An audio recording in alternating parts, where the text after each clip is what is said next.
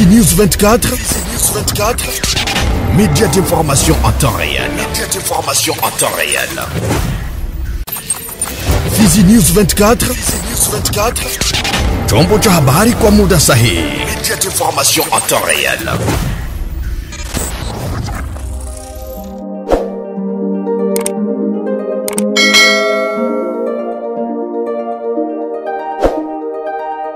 Kwa mara tena amani ya Mwenyezi Mungu iwe pamoja nawe mpenzi mtazamaji wa ratiba zetu toka Kivu 24. Mjambo na karibu kwa dira za leo. Tukiwa Novemba 14, 2025, tunakutangazia toka mashariki mwa DRC, Sauti Kivu. Natasha Mingwa ni msomaji wa siku. Tuangazie dira zetu na habari za afya. Ulimwengu unasherehekea siku ya kisukari duniani Ijumaa hii Novemba 14 mwaka tulimo. Hii ni fursa ya kuangazia umuhimu wa mbinu ya kina ya kuzuia na kudhibiti ugonjwa wa kisukari pamoja na ustawi wa jumla. Kulingana na Shirika la Afya Ulimwenguni, ugonjwa wa kisukari ni ugonjwa mbaya sugu ambao hutokea wakati kongosho haitoi insulini ya kutosha, homoni inayodhibiti viwango vya sukari ya damu, au wakati mwili hautumii ipaswavyo insulini inayozalisha. Shirika hilo linaongeza kuwa kuna aina kadhaa ikiwa ni pamoja na aina ya kwanza ya kisukari hapo awali iliitwa kisukari kinachotegemea insulini au kisukari cha utotoni, ambayo ina sifa ya ukosefu wa uzalishaji wa insulini. Aina ya pili ni kisukari hapo awali iliitwa kisukari kisichotegemea insulini au kisukari cha watu wazima. Husababishwa na matumizi duni ya mwili ya insulini. Mara nyingi hutokea kutokana na uzito wa ziada na kutokuwa na shughuli za kimwili. Kisukari cha ujauzito kwa upande mwingine ni hyperglycemia, ambayo hugunduliwa kwanza wakati wa ujauzito. Ili kuzuia ugonjwa huu, chakula cha afya, shughuli za kimwili, dawa, uchunguzi wa mara kwa mara na matibabu ya matatizo husaidia kudhibiti ugonjwa wa kisukari na kuzuia au kuchelewesha matokeo yake. Kama ukumbusho, siku ya kisukari duniani ilianzishwa mwaka wa 1991 na Shirikisho la Kimataifa la Kisukari na Shirika la Afya Duniani OMS, inayosherekewa kila mwaka mnamo Novemba 14, siku ya kuzaliwa ya daktari na mwanasayansi wa Canada Frederick Banting mwaka 1891 na 1941, ambaye aligundua insulini na mwenzake Charles Best mnamo mwaka 1922. Afya. Wakfu wa Patrick Bakawabana FPB unatoa wito kwa wakazi wa Bukavu kufuata mtindo wa maisha yenye afya, ustawi na hai. Hii ni kupunguza hatari zinazohusiana na ugonjwa huu sugu ambao huathiri idadi inayoongezeka ya watu ulimwenguni. Taasisi hiyo imetoa taarifa hii kando ya siku ya kisukari duniani inayosherekewa Ijumaa Novemba 14 mwaka 2025. Katika ujumbe wake, wakfu wa Patrick Bakawabana unaonyesha mshikamano wake na watu wanaoishi na kisukari, familia zao na wataalamu wa afya wanaosaidia kila siku. Msingi huu wa uhisani unasisitiza kwamba ugonjwa wa kisukari unawakilisha changamoto kubwa, si tu kiafya bali pia kijamii na kiuchumi, inayohitaji hatua za pamoja kwa ajili ya mwisho. Afya inabakia kuwa mali ya thamani zaidi. Ulinzi wake unategemea ufahamu, mshikamano na vitendo madhubuti.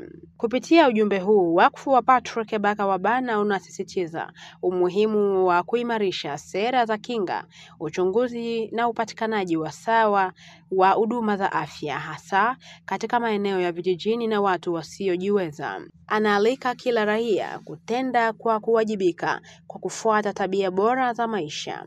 Ikumbukwe kuwa taasisi ya Patrick Bakawabana inamshukuru mwanzilishi wake, mwanabunge wa taifa Patrick Namaziana Bachoke, anayesaidia zaidi ya watu 1500 wanaoishi na kisukari kwa kuwagawia dawa, kutoa msaada wa kuwahudumia na kuongeza uelewa wa kukabiliana na ugonjwa huu. Afya. Kuzingatia lishe na maagizo ya matibabu ni kati ya mapendekezo ambayo madaktari huwapa watu wenye ugonjwa wa kisukari ili kuepuka kupata magonjwa mengine ya muda mrefu, hasa yale yanayohusiana na afya ya akili. Ujumbe huu umetolewa na mwanasaikolojia Asifiwe Giscard, mwanachama wa Umoja wa Kitaifa wa Wanasaikolojia wa Kisaikolojia wa Kongo INPC, kando ya siku ya kisukari duniani inayosherekewa kila mwaka mnamo Novemba 14. Anabainisha kuwa watu wengi wenye kisukari wanapatwa na wasiwasi, mfadhaiko au ugonjwa mwingine wa afya ya akili kwa sababu ya ugonjwa wa kisukari. Miongoni mwa mambo yanayoathiri ustawi wao, anabainisha hofu ya matatizo, udhibiti wa kila siku wa ugonjwa wa kisukari na unyanyapaa. Katika swala hili, mwanasaikolojia Giscard anafafanua hilo: kuishi na kisukari sio tu kufuatilia viwango vya sukari katika damu, pia ni kuhusu kutunza afya ya akili ya mtu, uwiano wa kihisia na ubora wa maisha. Licha ya vikwazo maalum, anatoa wito kwa wataalamu wa afya kujihusisha zaidi na masuala ya kisukari. Alisema kuepuka hiyo matatizo yote ni kushughulikia vitu tatu: kushughulikia mwili, kushughulikia mafikiri na kushughulikia jamii. Kushughulikia mwili kwanza ni kujikaza kurespekte vitu ambavyo mganga alikuambia kwa na respekte.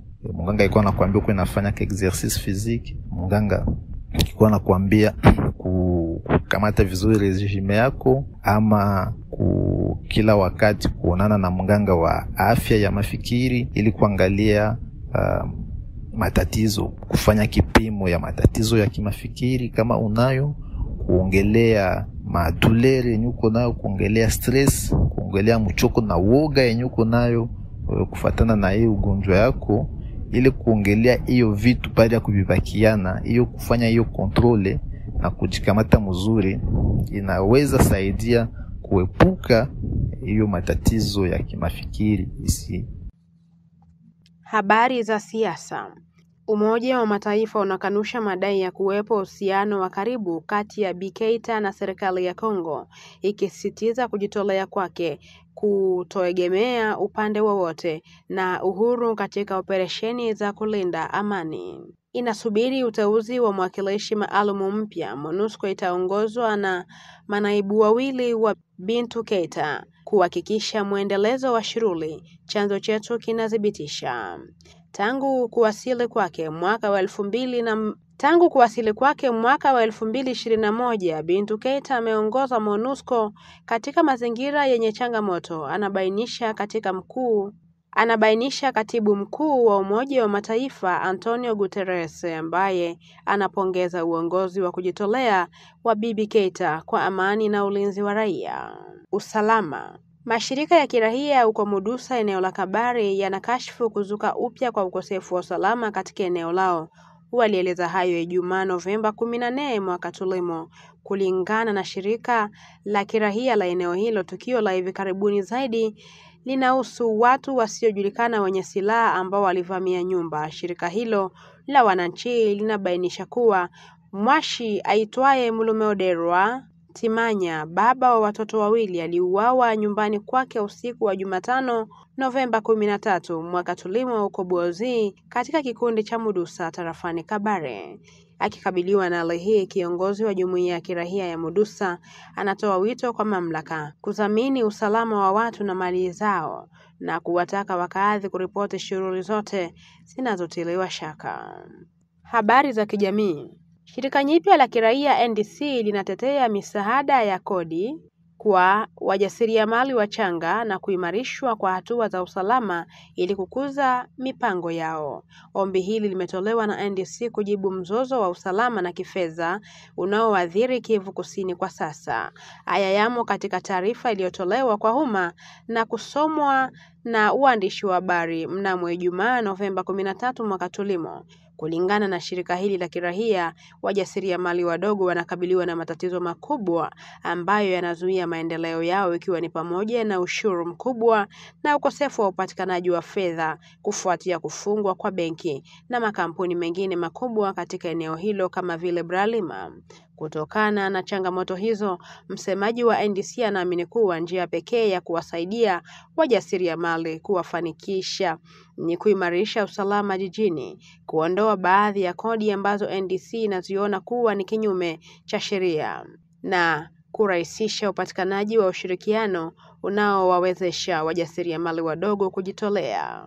Wilfred Abamungu alisema, tunaomba wakuu viongozi waangalie namna gani wanaweza kuanzisha mifumo ya usalama inayofaa kulinda maeneo ya shughuli za kiuchumi ya vijana. Tunaomba pia wakuu viongozi kuweka namna gani wanaweza kuweka mafunzo juu ya usimamizi kwa biashara na maendeleo ya ujuzi. Vile vile kuhamasisha ushirikiano kati ya sekta binafsi na wajasiriamali vijana ili kukuza uvumbuzi na kuunda ajira. Na kwa mwisho tunaitisha msukumo wa pamoja ili kurejesha amani mashariki mwa DRC na kuwapa vijana fursa ya kuonyesha uwezo wao. Mazingira. Tawi la ndani la Msalaba Mwekundu katika eneo la Kale limetoka tu kusambaza zaidi ya mishe 4,000 ya miti kwa shule kadhaa katika eneo la Mbinga Kusini. Lengo ni kuwasaidia kukabiliana na ukataji miti, kuzuia maporomoko ya ardhi na kuongeza uelewa wa vijana kuhusu utunzaji wa mazingira. Taarifa hii imetolewa na shirika la kibinadamu mnamo Alhamisi Novemba 13. Kulingana na shirika hili la kibinadamu, usambazaji huu ni sehemu ya mkakati wa kurejesha mifumo ya ekolojia iliyozofishwa na hatari za mabadiliko ya hali ya hewa na shughuli za kibinadamu. Walisema kuwa shule zimelengwa kuhimizwa wanafunzi kushiriki kikamilifu katika upandaji miti upya na kufuata mazoea rafiki kwa mazingira tangu umri mdogo.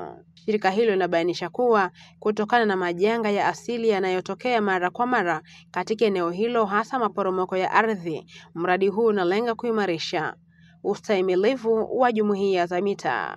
Ikumbukwe walengwa walifurahishwa na mpango huu na kuahidi kupanda miti hiyo ili kuweza kuleta kijani kibichi mazingira yao na kuchangia katika utunzaji wa mazingira ya eneo lao. Tutamatishe na habari za soka. Jamhuri ya Kidemokrasia ya Kongo imepiga hatua nyingine kuelekea kombe la dunia la 2026. Timu ya taifa ililaza Cameroon bao 1-0 katika mechi ya kufuzu ya Afrika. Bao hilo lilifungwa dakika za lala salama na nahodha Chancel Mbemba akimalizia mpira wa kona. Kwa matokeo haya, DRC inahakikishia nafasi yake katika fainali ya Afrika. Leopard itamenyana na Nigeria katika mechi ya mwisho ya mchujo, pambano muhimu kwa matumaini yao ya kombe la dunia. Ndani ya nchi, Bukavu Dawa ilipata ushindi wake wa kwanza katika michuano ya ligi ya daraja la kwanza. Klabu hiyo ilishinda New Jack magoli 2-1 katika mechi yake ya mwisho. Utendaji huu unakuja baada ya mbio ngumu iliyosambamba na ushindi mmoja, sare moja na kupoteza 5. Ravende ya Bukavu itacheza mechi ijayo mnamo Novemba 19. Watamenyana na Etoile du Kivu katika mchezo wa derby unaotarajiwa kati ya timu mbili kutoka jiji moja. Ni hayo tu tumekuandalia kwa tarehe ya leo, mpenzi mtazamaji wa ratiba zetu. Asante kutukopa jicho na sikio mwanzo hadi tamati. Toka DRC mashariki mwake South Kivu, tunasema Mungu akubariki. Kwaherini. Fizi News 24, média d'information en temps réel. Fizi News 24, chombo cha habari kwa muda sahihi. Média d'information en temps réel.